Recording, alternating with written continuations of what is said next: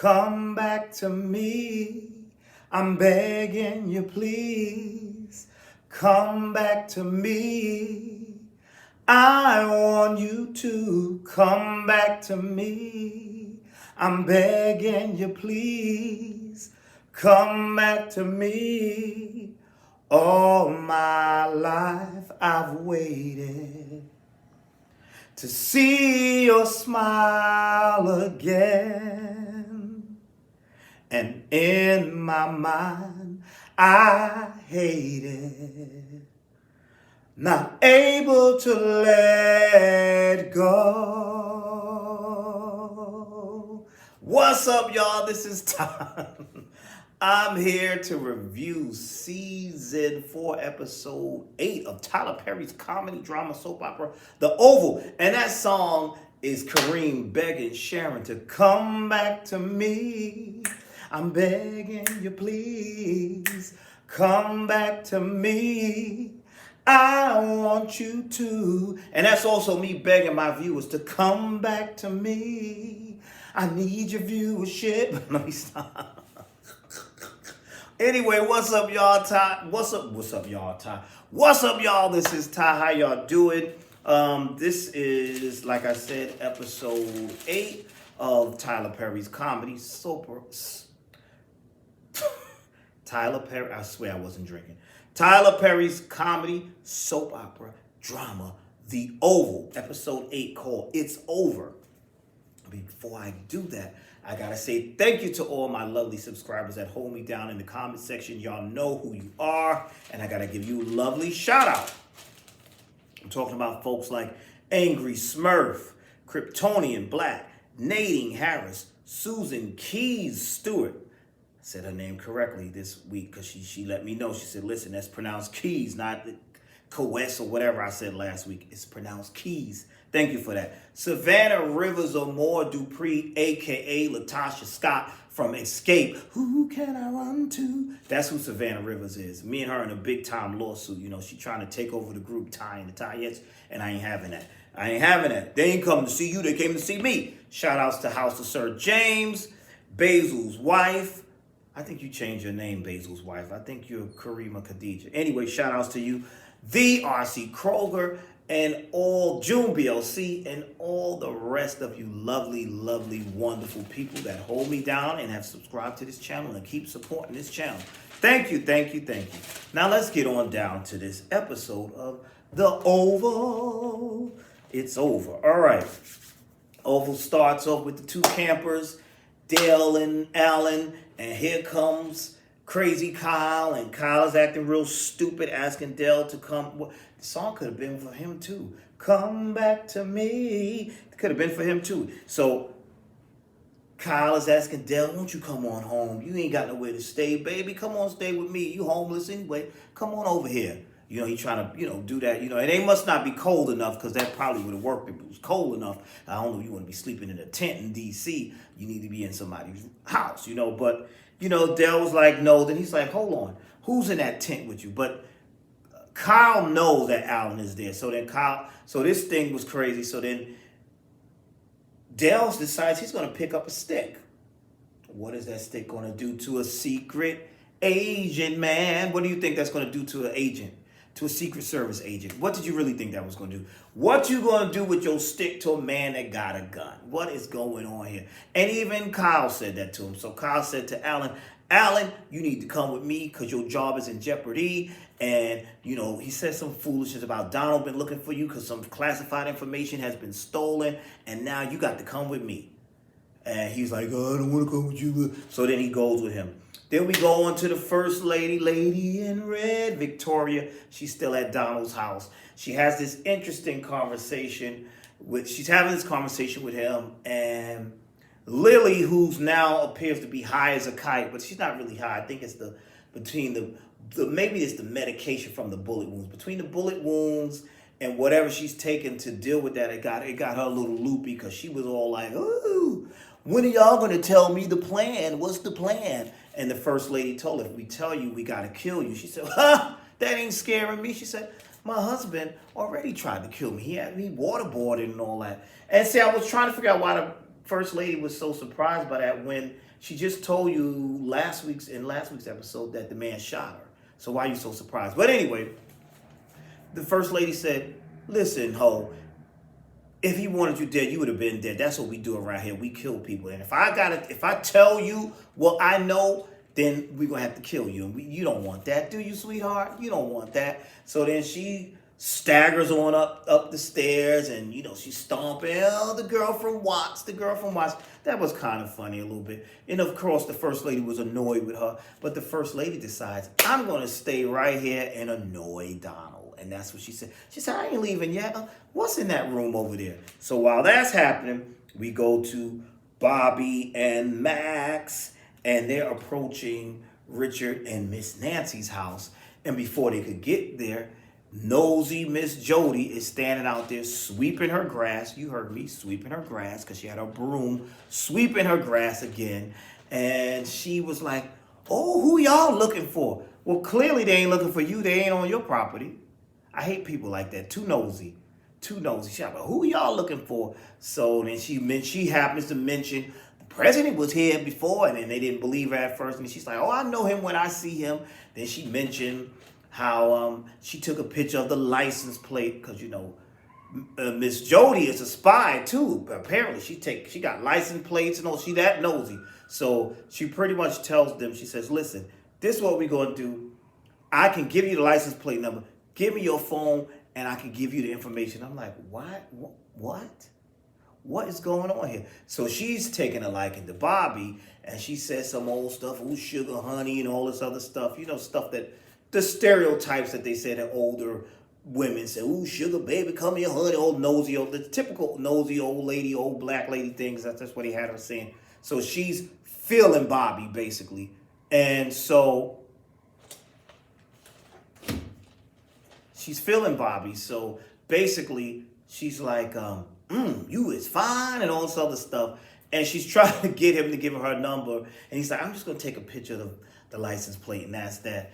And she said, are you married? And then the funny part was then that's when Max said, oh, yeah. And they pretended that they're married to each other. But that didn't faze Miss Jody. Miss Jody was like, listen, whenever you're ready to come on back to the other side, come on over. And, they left her out there sweeping her grass. They go inside. They have this plan. They they see Miss Nancy and Richard and all that. Miss Nancy making some good pork chops. Come on in, y'all. Y'all want something to eat? Meanwhile, they got this plan. They want Sharon to go undercover, whatever, to take down the president. Because, the president wants to bang you. So, if we use this phone right here, and you could dial in, and we could trap him that way. But Sharon says no, and Richard said no. They don't like this plan. She's like, I ain't no spy, ain't into that. That ain't going to work. I don't want to be bothered with none of that. So they're about to leave, and then Bobby's like, hold up. I ain't get my pork chops. I'm not leaving until I get my pork chops. This annoys Kyle. Kyle's like, man, come, your pork chop. He's like, first you was crying over a woman. Now there's food. He's like, you just worse than my son. So that was kind of funny when Miss Nancy came out there with the pork chops and the meal, and Bobby was ready to eat. Bobby said, I'm hungry. He was ready to eat. Kyle said, Miss Nancy, can you put this in to-go plates for us? Because Bobby took both their plates. He was ready. So then we go back to Donald's house. And now they have Lonzo there. And Lonzo, I don't like the way the Secret Service agents, or anybody that works under the president and all the staff is too damn scary and have no self-respect. Oh, yes, boss. Yes, ma'am. I don't like that. That's not realistic to me. I know these people are the president and this, that, and the third. You're not going to be talking to me any kind of way. And so the First Lady and Donald, they're talking to him like he's 12. And they're asking him all these questions because they want to know what happened, because they know that the president was with him. And he's trying to not say anything at first. Then they threatened him a couple of times. Donald fired him. The First Lady rehired him. Then they fired him again, then rehired him. They told him, listen, you better tell us what you know or you're going to be fired. Then he finally tells them, and he takes his phone out and shows them that the president was doing the crack, and he was also messing with the hoes out in the streets. And she looking through the phone, disgusted. She said, this dude going to catch an STD. What's up with him? And then Scary Alonzo snatched the phone back. She said, punk, you snatched the phone from me, you fired. Then they hired him again and said, no, we're going to keep you close. You're going to tell us everything that he's doing because he trusts you. And, he's pretty much said that. And it was like, oh my goodness, this is like getting annoying and all this. This is really getting annoying. And so we move on down to the pharmacy. And it's Kareem. Come back to me. Kareem is at the pharmacy, opening up the pharmacy. And Dale pops up. And Dale is like, Kareem, what are you doing here? And Kareem is like, Dale, what are you doing here?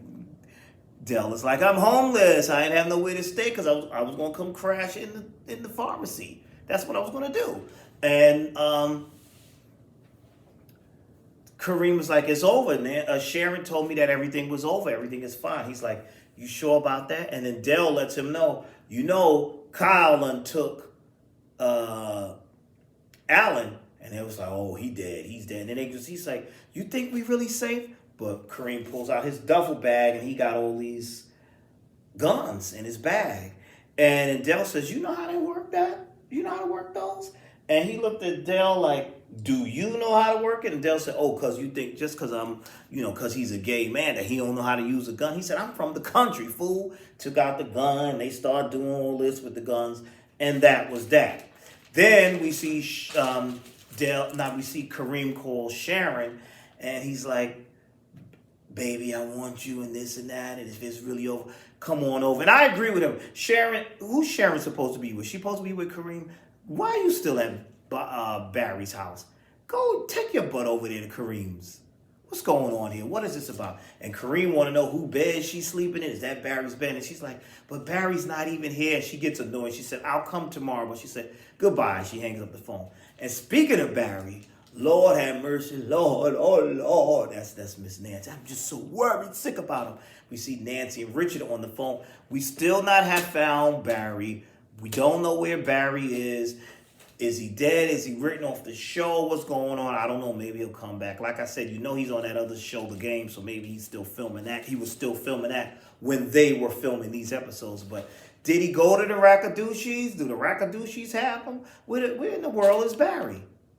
Where's Barry? So that's what they wanted. They're calling around and they're trying to find him. And then Nancy and Richard have this conversation.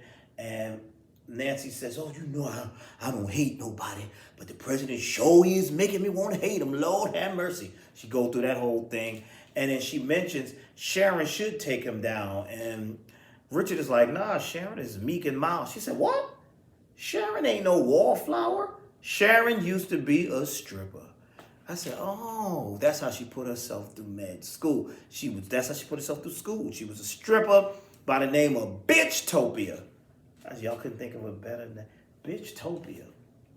Interesting. Okay, Sharon. You sound like you need to be on P Valley. Bitchtopia. Stripper named Bitchtopia. And they should have gave us a flashback. Let's see what Sharon's skills was back when she was a... Let me stop. Then we go to the president.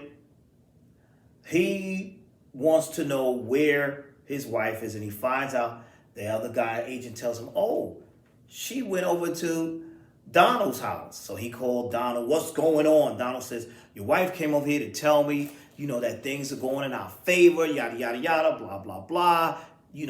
She got everything to work for us. We're in the clear. She gets in. Her and the first lady gets home.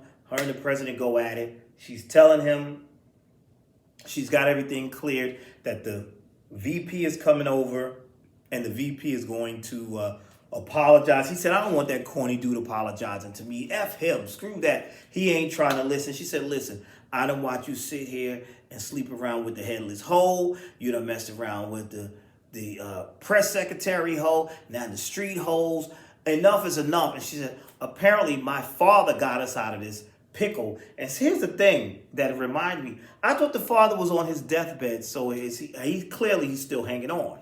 So the father, she said her father helped with all that and had the footage and all that to cover things up. She's like, we made it. Just listen to me. The president ain't trying to hear it. He's like, the hell with you. I don't want nothing to do with that. Whatever. Screw you. He storms off. I thought that was stupid. All right. Then we go. Oh, then she said something like, you got to stay in here and we could get that pipeline made to Alaska for my father. Because, some deals and business deals and all that. that vote, when it's time to vote on that pipeline to Alaska, I said, this sounds like a spinoff. Let me find out Tyler Perry gonna have a spinoff, Pipeline to Alaska. Tyler Perry presents. I don't know, I'm just joking. Anyway, or maybe not. Anyway, she said all that. She says to him, you know, that's that situation. And he says whatever. He storms off. He's pissed off. Then we go back to Kyle and Alan in the car. And Kyle where are you taking him? And then Alan is like, listen, if you're going to kill me, it's going to be on my terms. He said, I'm not going to kill you. He said, well, what is it? And then where are you from? They had this whole back and forth banter. Alan gets fed up. Best part of the night of the episode, Alan grabbed that steering wheel because he's like, listen, we're going to go on my terms, because he think that Kyle is there to kill him. He takes control of the steering wheel, spins the car to control, and the car flips over a few times, and you hear Kyle like, oh my God, what is wrong with you? And that's how the episode ended. That episode was a little bit boring for me, but tell me your thoughts, what you think about tonight's episode, and thank you for watching. I will see you all in the next video.